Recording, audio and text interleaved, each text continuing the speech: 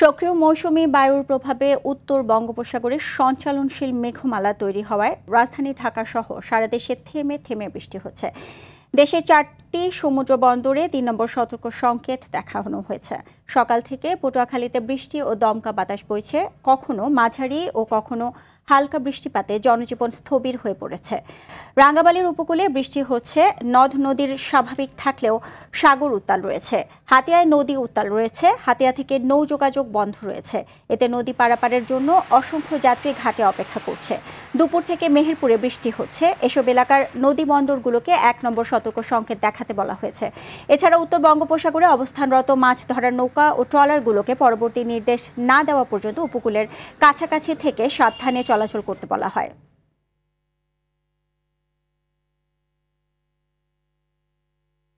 দর্শক, এ বিষয়ে আরও জানাতে নোয়াখালীর হাতিয়া থেকে ইসমাইল হোসেন কিরণ ও পটুয়াখালীর কুয়াকাটা থেকে কাজী সাইদ। প্রথমে যাব কিরণের কাছে।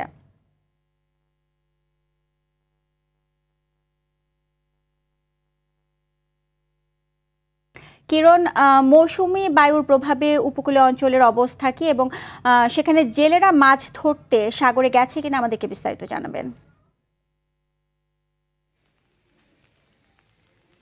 জি সুজন, আপনাকে ধন্যবাদ। আপনি যেমনটি বলেছিলেন দুর্যোগপূর্ণ হওয়ার কারণে হাতিয়াতে মুষলধারে বৃষ্টি হচ্ছে। গতকাল সকাল থেকে শুরু হওয়া এই বৃষ্টিপাত এখন পর্যন্ত অব্যাহত আছে। এতে করে হাতিয়া পৌরসভার এবং বিভিন্ন ইউনিয়নের নিম্নাঞ্চল প্লাবিত হয়েছে। আমি সকাল থেকে বিভিন্ন অঞ্চলে গিয়ে দেখেছি ছোট ছোট নিম্নাঞ্চলে বিভিন্ন কাঁচা রাস্তাঘাট পানির নিচে তলিয়ে গেছে।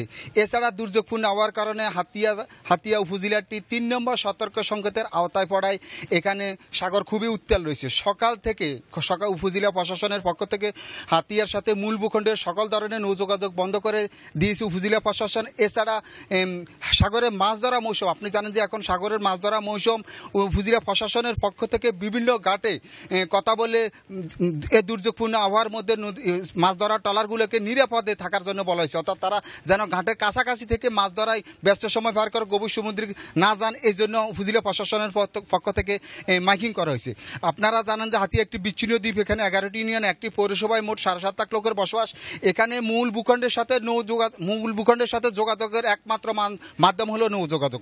গতকালকে এবং আজকে উপজেলা প্রশাসনের পক্ষ থেকে সকল ধরনের যাত্রী পারাপার বন্ধ করে দিলেও কিছুক্ষণ আগে ঢাকা থেকে আসা বেশ কিছু শিক্ষার্থীর হাতিয়া আসাকে কেন্দ্র করে উপজেলা প্রশাসনের পক্ষ থেকে বিশেষ অনুরোধে সিটাগে একটি টিপ দিয়ে এই যাত্রী পারাপারের অনুমতি দেওয়া হয়েছে। তবে সেটা সাময়িকের জন্য।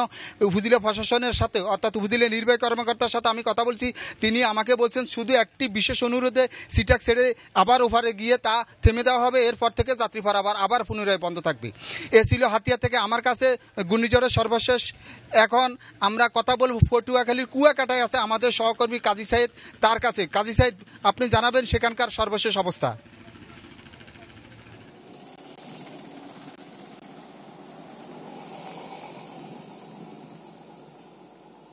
ধন্যবাদ কিরণ।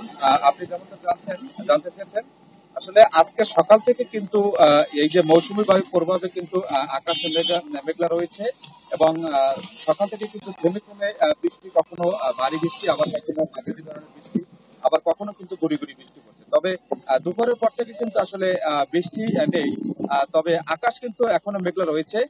আর এ কারণে কিন্তু সমুদ্র উত্তাল রয়েছে। উত্তাল থাকার কারণে কিন্তু সমুদ্রের যে মাছ ধরার ট্রলারগুলো, তারা কিন্তু আসলে এই উপকূলের বিভিন্ন নদ নদীতে নিরাপদে আশ্রয় নিয়েছে।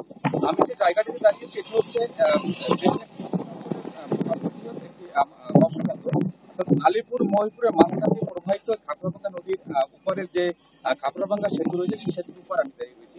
আপনি দেখতে পাচ্ছেন এই খাপড়াভাঙ্গা নদীতে কিন্তু এখন শত শত মাছ ধরা ট্রলার নিরাপদে রয়েছে। যখনই আবহাওয়া স্বাভাবিক সমুদ্রে মাছ শিকার করতে যাবেন। আমি সকাল থেকে আগামী 25 তারিখ এবং 26 তারিখের মধ্যে কিন্তু আসলে আবহাওয়া তাদের কাছে যে খবর রয়েছে তাতে সুস্থ হবে। তখন কিন্তু তারা চলে যাবে। ইতিমধ্যে কিন্তু বাচ্চারা করার কোনো তাদের যে তৈল সরবরাহ করে সেই তৈল তারা ট্রলারে নিয়ে নিচ্ছেন এবং বরফ ভরার কাজও কিন্তু তারা। জি, আপনাদের দুজনকেই অসংখ্য ধন্যবাদ।